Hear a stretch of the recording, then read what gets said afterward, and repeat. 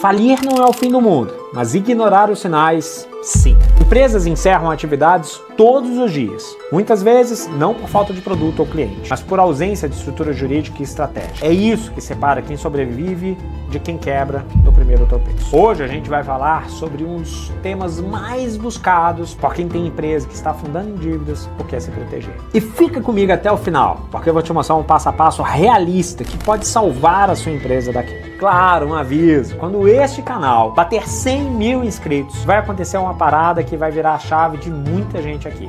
E quem está comigo desde agora vai entender primeiro. Então, já se inscreva.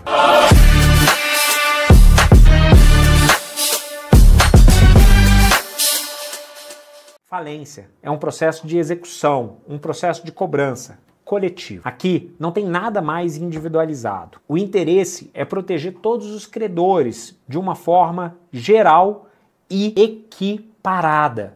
Ou seja, eu passo a tratar todo mundo igualmente, com aquela máxima que todo estudante de direito aprende. Tratar igualmente os iguais e desigualmente os desiguais, na medida da sua desigualdade. Isso significa, por exemplo, que trabalhadores vão receber antes de credores comuns, de fornecedores, como muito provavelmente você. Que fisco vai receber antes também de fornecedores. Aí aqui, na verdade, essa desigualdade deveria ser o contrário, né? Fisco deveria estar lá embaixo. Afinal de contas, sempre foi um sócio, sempre recebeu o tributo lá, sem nem perguntar como que tá o negócio, só quer receber, enfim, tributo. Você gosta de pagar tributo, cara? Nossa senhora. Ai, ai, ai. Vamos lá. Na falência, é normal que alguns credores recebam primeiro, como eu acabei de falar, e outros recebam depois. Mas o que é importante você gravar é que quando tem uma falência, todo o ativo vai ser utilizado para pagar todo o passivo. Assim que a falência é decretada, porque ela é em duas fases, uma fase pré-falimentar e a fase falimentar. Assim que a falência é decretada, que se entra na fase falimentar, o empresário,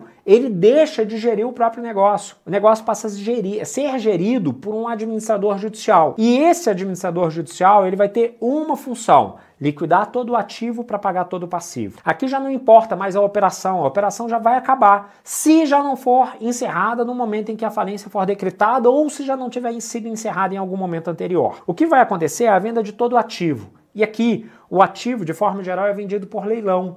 E leilão, você sabe muito bem como que desvaloriza o bem. E quando há essa desvalorização, muito potencialmente não vai ter dinheiro para poder pagar todos os credores. Então o que vai acontecer é que tem uma hierarquia de pagamento de credores e alguns credores vão receber e alguns credores não vão receber. Tendenciosamente, o que acontece na prática é que os credores que estão nas últimas categorias, algumas vezes até os que estão na primeira, mas tendenciosamente os que estão na última, não vão receber. Por quê? Vamos imaginar uma situação simples, tá? Imagine uma empresa com R$1 milhão de dívida e com R$1 milhão de patrimônio. Em tese, todo mundo deveria receber. Só que quando esse R$1 milhão vai para leilão, esse patrimônio não vai ser vendido por 1 milhão, vai ser vendido por 200 mil. E 200 mil não são suficientes para poder pagar 1 milhão. Então, 800 mil reais, que são credores que estão com aqueles 800 mil reais, não vão receber. Simples assim, entendeu a lógica? Então, a falência tem esse condão de liquidar o passivo através do ativo, na ideia de que aqui não tem mais o que acontecer, já se encerrou a atividade. O que é diferente da recuperação judicial e da recuperação extrajudicial? Na forma, tanto na recuperação judicial quanto na recuperação extrajudicial, a ideia é: a operação é viável? Como assim, Franco, a operação? Vamos pegar o negócio. Vamos supor que o seu negócio é a venda de carro ou venda de autopeças. No seu negócio, a venda de autopeças em si é uma atividade que gera rentabilidade? Se gera rentabilidade, ok, dá para seguir para o passo da recuperação judicial ou da extrajudicial. Porém, pode acontecer de sua empresa estar tão endividada que juros bancários, que não são parte da operação, elas comem todo o lucro, toda a rentabilidade e ainda fazem gerar prejuízo. Então, imagine uma empresa que fatura 100 mil por mês. A despesa operacional, com matéria-prima, com aluguel, com venda, com marketing, isso tudo, ela vai gerar, por exemplo, uma despesa de 80 mil. Então, veja, numa situação dessa, a empresa tem uma receita de 100 mil e tem uma despesa de 80. Receita de 100, despesa de 80. Sobra 20. Essa é uma operação viável. Porém, essa empresa em algum momento, seja por alguma situação específica, ela passou a pagar juros de 30 mil ou dívidas de 30 mil reais por mês. Então, apesar da operação ser rentável, o dia a dia financeiro dela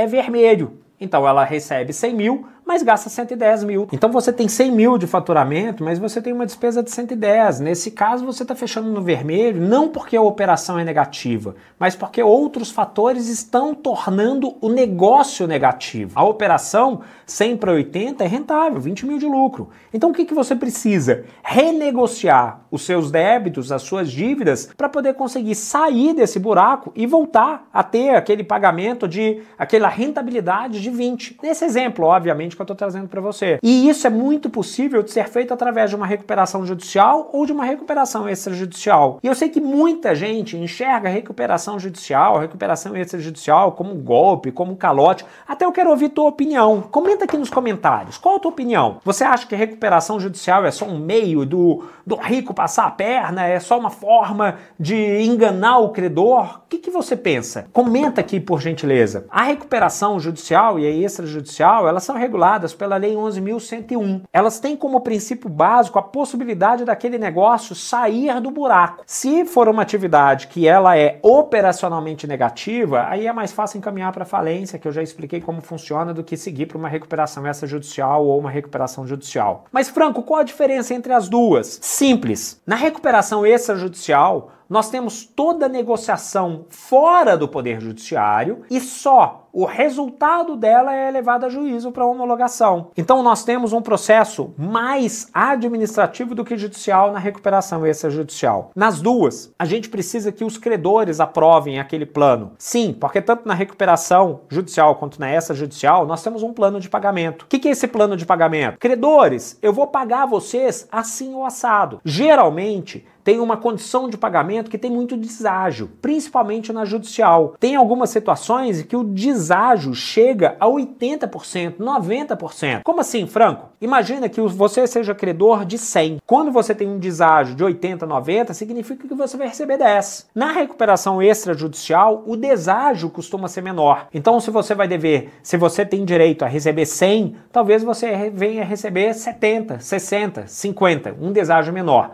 Não que seja positivo, mas essa é uma forma do credor conseguir te pagar. Porque muitas vezes, quando chega nesse cenário, você provavelmente nem sequer receberá. E lembre-se, se for para falência, se vier a ser decretada a falência, muito potencialmente você, como credor quirografário, não vai receber nada. Isso significa que você, como empresário, se colocando do outro lado da mesa, pode utilizar também a recuperação judicial ou extrajudicial para poder equacionar suas dívidas. Afinal de contas, pagar com deságio é bacana, é interessante para você que está numa situação temerária, numa situação de dificuldade financeira, para poder realmente sair daquela situação e conseguir dar a volta por cima. Quando a gente fala de recuperação judicial, a gente está falando de um processo em que eu vou levar um plano de recuperação para o juiz vai verificar, depois a gente vai convocar uma assembleia e os credores vão lá aprovar ou reprovar aquele plano. Se há reprovação, a falência vai ser decretada ou os credores vão apresentar um novo plano. Mas o normal é que haja decretação da falência. E uma vez decretada a falência, volta um pouco no vídeo que você vai entender quais são as consequências. Por outro lado, na recuperação extrajudicial, eu vou chamar todo mundo, eu vou chamar os meus credores, A, B, C, D, E e F, e vou negociar com eles as minhas dívidas. Escuta, credores, vem cá, eu estou propondo pagar isso. Vocês topam? Topamos. Então a gente assina um documento e leva para o juiz. Excelência, está aqui o nosso plano já aprovado pelos credores, homologue. E o juiz vai simplesmente homologar. Nos dois casos, a gente vai efetuar o pagamento depois de homologado esse plano dos credores. Então, depois que o plano tiver sido homologado no judicial ou no extrajudicial, o credor vai pagar. Lembrando que muitas vezes no judicial, além do deságio muito grande, no extrajudicial também costuma ter algo, mas não tão grande, que é chamado de carência. Carência você sabe o que é, né? Não é a pessoa carente, não é aquela musiquinha sertaneja que vai forte na carência, não. Aqui carência é um período de não pagamento. O que vai acontecer o devedor vai ficar um determinado período sem desembolsar. E ele só vai desembolsar o pagamento daquela dívida depois de 6 meses, 1 ano, 2 anos. É normal na recuperação judicial uma carência, às vezes, até de 5 anos. Isso, 5 anos. E é normal na extrajudicial uma carência que começa a partir de 6 meses. Mas pode ser que chegue também a 2 anos. Significa o quê? Você lembra aquele exemplo que eu falei da pessoa que tem 100 mil e 80 mil de despesa? Pois é, aquele 20 mil ela vai voltar a ter em caixa exatamente para poder facilitar a operação e depois de um determinado prazo voltar a pagar os seus credores. Então aqui a gente tem um exemplo muito claro de como que isso funcionaria. Eu estou falando exemplo de 100 mil, mas pode ser 100 milhões, pode ser 1 milhão, pode ser como no caso da Oi, que foram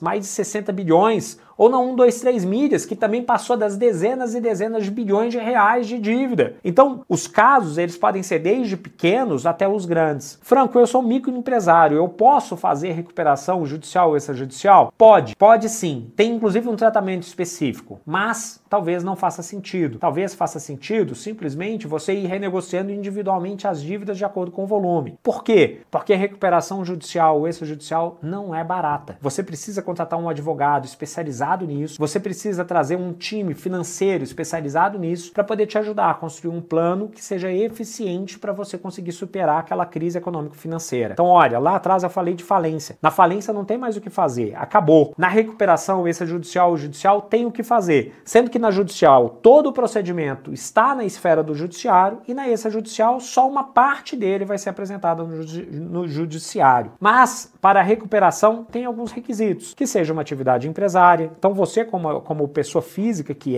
você muito provavelmente não vai poder pedir a recuperação. Mas a sua atividade empresarial, sim. O seu negócio, sim. Aquele exercício da atividade, esse vai poder fazer o pleito da recuperação judicial ou da recuperação extrajudicial. E agora que nós vimos qual a consequência ou como que funciona a recuperação judicial, como que funciona a estruturação disso? Primeira coisa, quando você começar a perceber os sinais de fumaça de um fornecedor teu ou seu, você já tem que começar a acender a luz de alerta. Quais são esses sinais de alerta? O primeiro sinal de alerta é que geralmente as empresas deixam de pagar tributos. Parou de pagar tributo e vai tocando a vida. Então essa empresa para de ter certidões negativas de débito ou de riscos tributários. O segundo passo são alguns fornecedores menos importantes ou menos relevantes. Vou dar exemplo. A área de marketing é uma área que muitas vezes para de receber. É menos relevante a área de marketing? Não. Ela é extremamente relevante, mas na cabeça do empresário ela é essencial só para o desenvolvimento, mas não para a operação. Então ele começa a pensar só na operação. E aí a gente vai para um fornecimento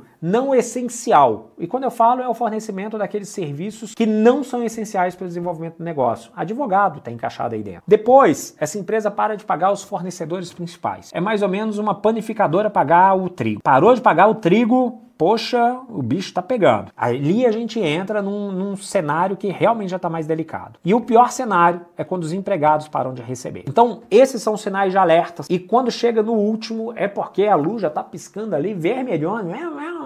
Quando chega nesse momento, é porque o bicho já tá pegando. E aí, quando esses sinais de fumaça estão acesos, procure um advogado especializado a lidar com isso. E esse advogado vai te ajudar a desenhar se o caminho melhor é só proteger o negócio, é só proteger o seu patrimônio, se o caminho melhor é uma falência, se o caminho melhor é uma recuperação judicial, ou se o caminho melhor é uma recuperação extrajudicial. Ele vai conseguir perceber isso de acordo com a operação ser ou não rentável. Se a operação for rentável, RE ou RJ são um ótimo caminho. Se não for, falência ou proteção patrimonial é o segundo caminho que é extremamente pertinente. Você chegou a comprar algum tipo de pacote lá da 123 Milhas e foi incluído na recuperação judicial dela? Ou não? Deixa eu saber, ou você é cliente da Oi, ou conhece alguma outra empresa que teve uma recuperação judicial ou extrajudicial. Comenta aqui pra mim, em que pé que tá? Você recebeu ou não o que você tinha direito? Então vamos separar aqui em 2 pontos. Se você é credor de uma empresa que está em recuperação judicial ou em falência, procure um advogado para habilitar o seu crédito. Habilitar o seu crédito, você vai bater lá na porta do administrador judicial e vai falar, escuta, eu tenho esse crédito. E aí, você vai receber ou não, de acordo com o que for possível do ativo daquela empresa